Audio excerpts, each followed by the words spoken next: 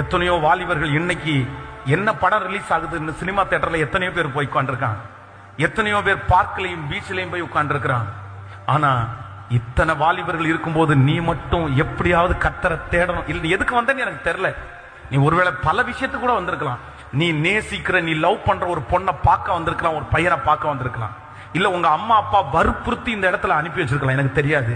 ஆனா நான் நம்புறேன், கண்டிப்பா நீ வந்ததுக்கு நீ திட்டம் வச்சிருக்கிறியோ இல்லையோ, உன்னை குறிச்சு கர்த்தர் ஒரு பெரிய பிளான வச்சிருக்கிறாரு, ஒரு பெரிய திட்டத்தை வச்சிருக்கிறாரு. உன்னை குறிச்சு கர்த்தர் ஒரு பெரிய நோக்கத்தை வச்சிருக்கிறாரு. உன்னை விடுறதற்கு கர்த்தருக்கு மனசு இல்ல, உன்னை விடுறதற்கு கர்த்தருக்கு மனசு இல்ல.